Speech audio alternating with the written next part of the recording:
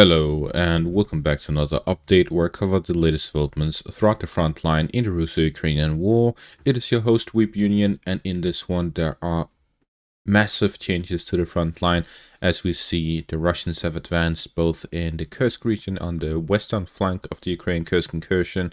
The Russians have managed to advance in the Kupiansk section of the front line, in the Service River line direction, within the directions of Chasiv Yar and Toretsk, flanking Ukrainian positions and pushing the Ukrainians out to the outskirts of the city, in the southern flank of Toretsk, in the direction of Pokrovsk, and in the Kursk section of the front line. The Ukrainians have in turn expanded slightly their offensive operations in the Kursk direction. Unlike the previous offensive operations, the Ukrainians have had limited success with this one, but have managed to reach the first settlement of Berdin and Novosotnitsky, but have yet to fully capture both of them. They have nearly fully captured Berdin, and they have still pushed the Russians out to the outskirts of Cherkasskoye-Poreshnoye. However, there is no significant progress by the Ukrainians. They have managed to capture about 30 square kilometers of territory. And this is the difference between attacking an area with no preordained defensive lines and an area which has defensive lines prepared, which is much more difficult to push through. The Ukrainians have managed to successfully gain a foothold and are now fighting within the settlement. They dropped off a lot of infantry on the first day, while most of the vehicles were destroyed on their way forward or on their way back. This has left little fire support and armored support for the Ukrainian soldiers within these settlements. That means they have to fight from building to building without that much cover, which makes it difficult for them to progress through. At the same time, the Russians have a lot of FPV drones that are constantly striking the Ukrainian positions, which makes it difficult for them to push through. At the same time, the Russians have been fighting the southern flank of Sucha and have now also captured Leonidovo here in the western flank, and they're fighting over Alexandria as they continue pushing towards the northern flank of Sucha as they are fighting in the southern flank. The Ukrainian offensive operations here are not really well planned, similar to the prior Kursk incursion or any of the other offensive operations that they have launched. Instead, it feels more like a desperate action to get some sort of result ahead of the Trump inauguration, but they have no strategic objective. They have no potential to achieve any strategic objectives. Even at the tactical level, it's very limited what they're able to achieve with this offensive. It's simply throwing additional forces into a meat grinder that is the Kursk incursion, and this operation simply degrades their own military capabilities further. Moving on to the eastern section of the front line, where the Russians have advanced throughout the entirety of it, the Russians have managed to capture territory beyond Lusova, capturing a fortified position and several forest lines as they push towards the settlement of Nova Kruchlyakivka, where they are pushing to gain control over these settlements along the Usk River line to push down towards Borova. And currently they're attacking from the eastern direction and the northern direction down towards the settlement. The objective is to breach the first defensive line around Borova, following which they will likely expand from whichever direction they enter from or breach it from. You could breach it from the northern direction and then flank the settlements from the rear, or from the eastern direction and do the same thing but in the opposite direction. This is to, rather than fight the entire defensive line on a wide front, simply to push on one area. However, there is still an advantage to be gained by aligning the front line with the fortified positions, despite not doing an all-out assault on it, and that is if the Ukrainians spread out their forces in the entire defensive line, then the Russians can concentrate their forces at one point and break through that point. And that is likely what they are doing with the push in the northern direction towards the settlement of Buslevka, here along the Usk River line. That is to force the Ukrainians to send troops not just in the eastern parts, but also in the northern parts of the defensive line, and therefore they are unable to concentrate their forces in one direction, and this will allow the Russians to expand their zone of control further along the Usk River line. In the direction of the Serbs River line, the Russians have advanced further near Ivanivka. Following the capture of the settlement, they're now pushing into the northern direction where they're fighting over the fortified positions of the Ukrainians here along the Serbs River line.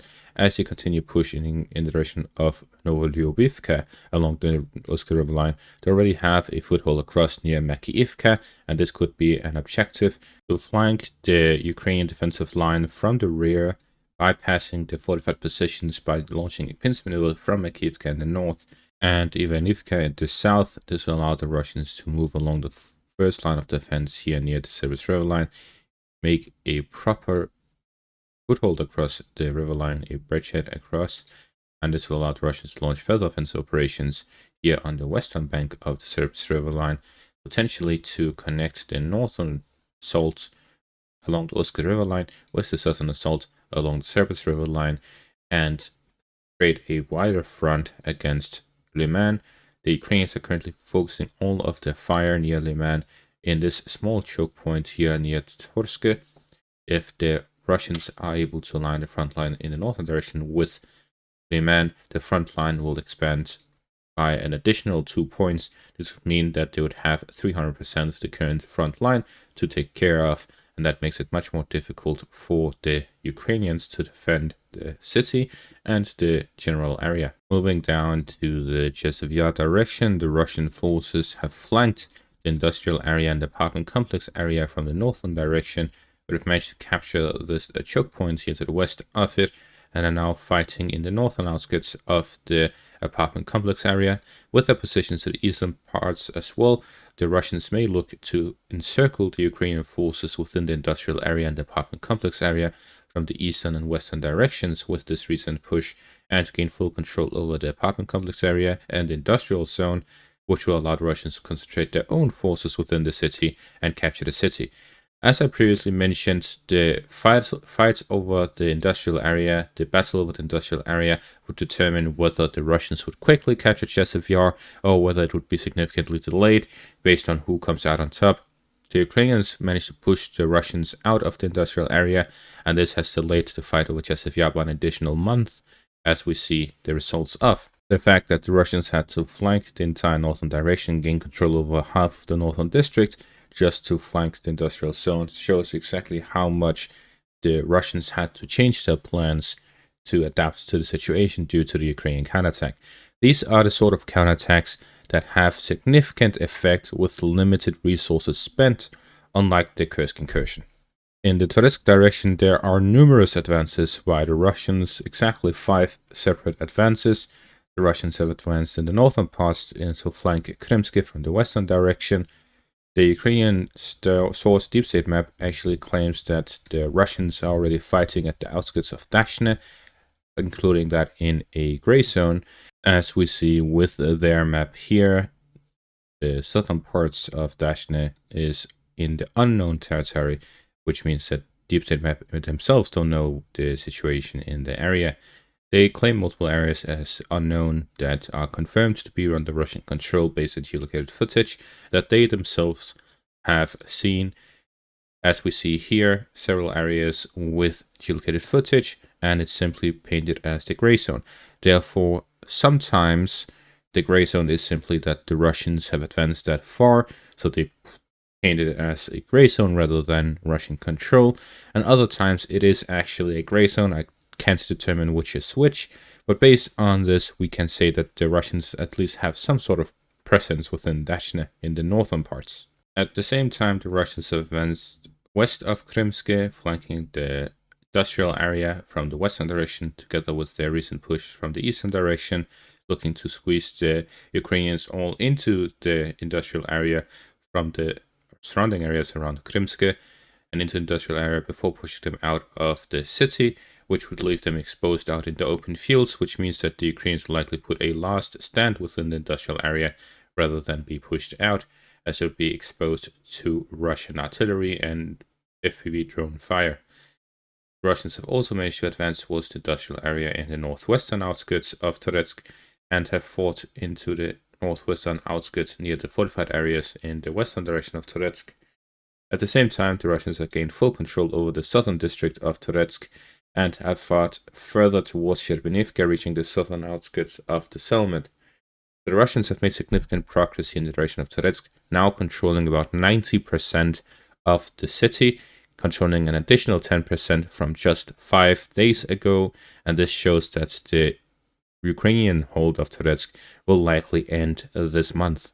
Moving on to the direction of Baranivka, the Russians are attacking both from the southern direction towards the settlement and from the eastern direction. The objective is to gain control over Baranivka along the Vyshok River and advance towards the supply lines going from the Vyshok River here in the western parts towards the entire defensive area to the east, and combined with the push in the direction of Toretsk to cut off the road to the north as well, completely encircling the entire grouping of Ukrainian forces in the area of the defensive positions north of Avdiivka.